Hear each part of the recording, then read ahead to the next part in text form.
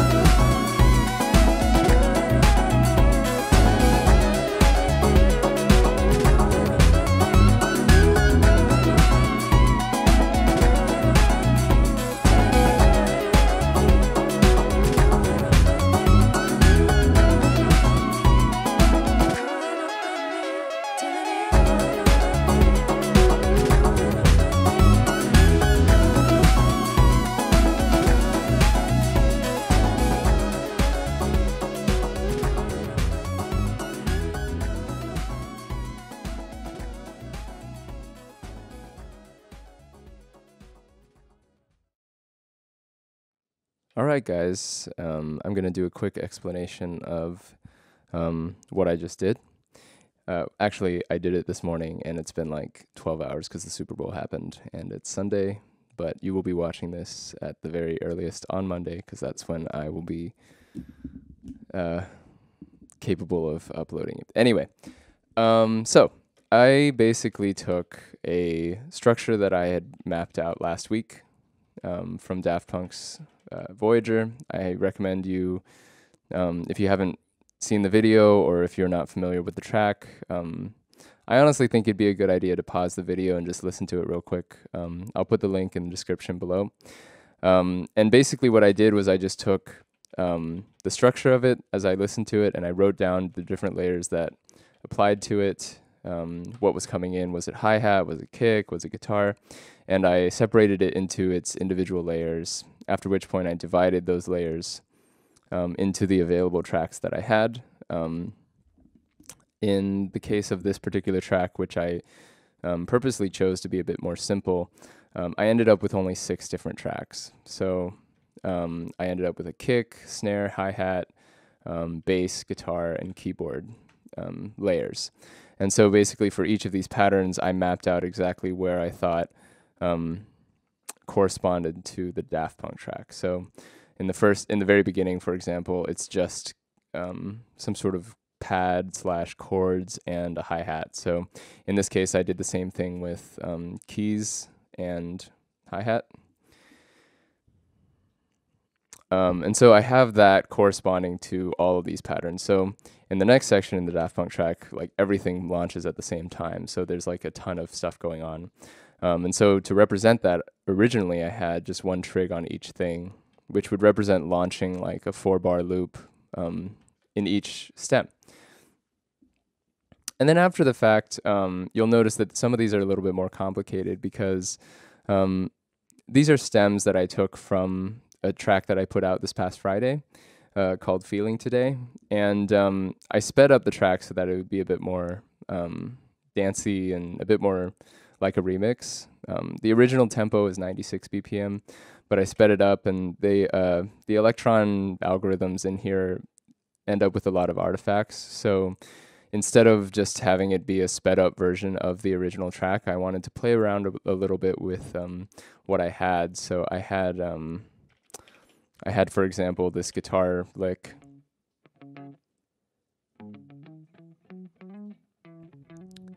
And unfortunately, that doesn't sound very good if you speed it up. So I basically sliced it into 16 slices and then played around with them until I liked what I heard in a 4-bar loop. It's actually pitched up in the...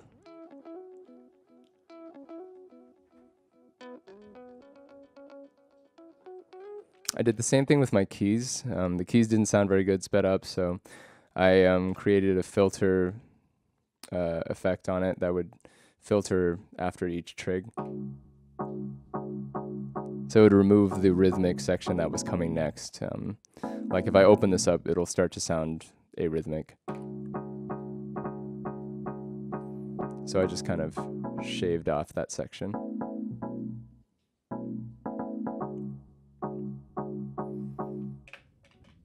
The bass line I kept the same because I think it still works.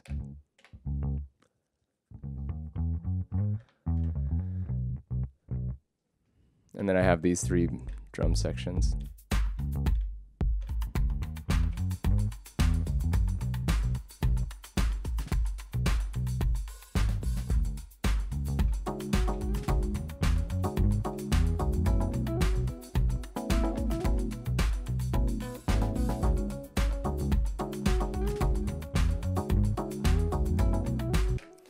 And so essentially, once I found out which sections sounded best, once I had sculpted each stem to sound like a really good loop and made them all sound acceptable together, I just applied them to each pattern. So like in this section, you'll notice in the Voyager track, there's a section where everything drops out except guitar and hi-hat for like a little bit.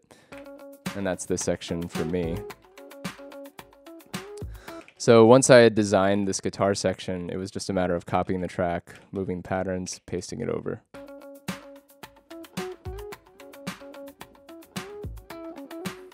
The next section is basically just another everything at the same time section. I added a scene where I could filter out the low end just for some additional effects. And then next up in the Voyager track, there's a section that's kind of a breakdown with just keys. There was a few different attempts to extend out the chords, but there was just nothing I could do to make it sound natural, so I just stuck with this figure. And if you're familiar with the Voyager track, basically an ARP starts, and instead of using my track 1 for that, I just fed my bass station through a reverb pedal, which created a stereo signal. I sent that into my CD, and then I used a direct in for my bass station. So my bass station is now in stereo going in, so it's not panned left or right when I do the direct thing. I sent the bass station in, and then at the point where the ARP would start up in the Daft Punk track, I have it in pattern 6. So in pattern 6, my MIDI, I can mute this track, my MIDI is telling the bass station to go to program 2, channel 11, because my bass station is set to channel 11.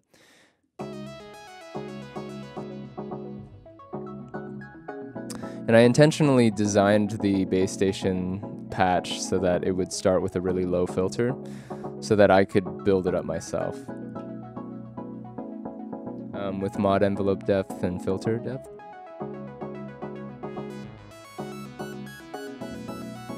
And this is where you can really milk the build here. The next section, the hi-hat comes in, as well as a backup vocal.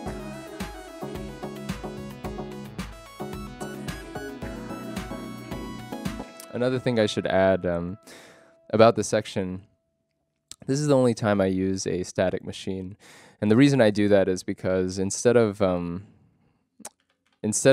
actually exporting these files, which is how I got these files on my Octatrack, I didn't actually sample them the way that I talked about last week. I just went into Ableton and I exported the stems individually, just like 4-bar loops basically.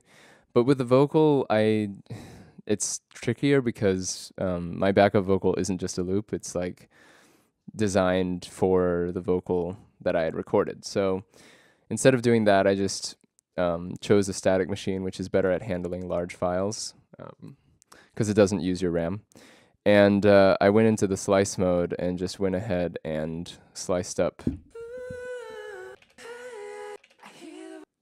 Yeah, so if you zoom out, you'll notice there's a lot of big gaps because that's where there's no backup playing, because this is the actual length of the whole song. But I went in and manually just created these slices. And then after that, I just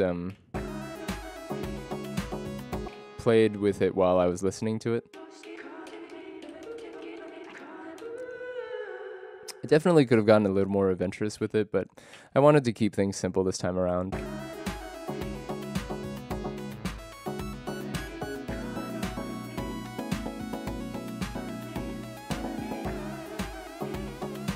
And then I have this fun scene here.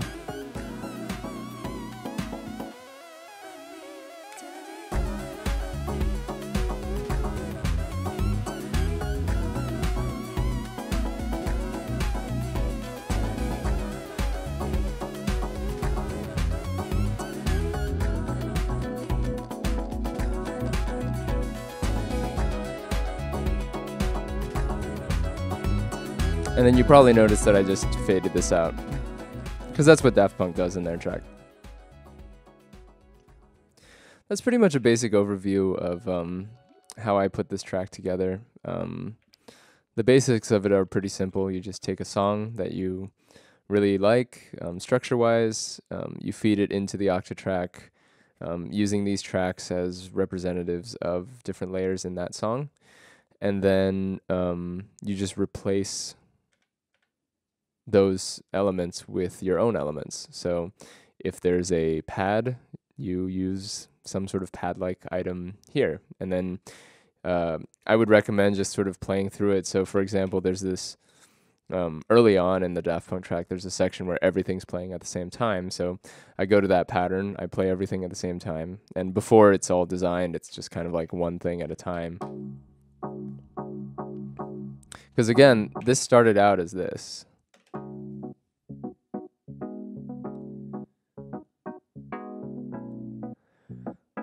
But I wanted to demonstrate that you don't have to keep it whatever the file is. I mean, that's not really playing to the Octatrack strengths. There's so many other things you can do with it. So I just sort of played around with these trigs until I found a pattern that I enjoyed. And then I started to layer on these other elements. And I just kind of played around with them until they sounded good together. Just turn down the delay on that. And then the drums, I just kind of kept the same. I didn't do too much with the drums. But I could have. I hope you guys have learned a little bit. I did use some MIDI stuff this time around because I'm starting to get a little bit more familiar with how the Octatrack handles MIDI. I didn't want to do a tutorial on it for a long time because there's a lot of things in the settings that you have to get right that I still don't fully understand, but I'll probably get to that soon. And yeah, thanks again for watching and for staying tuned for so long and sharing my videos with your friends and other fans of the Electron series. Once again, just thanks for the support, and I'll keep making videos if you guys keep watching them. All right, see you guys next week.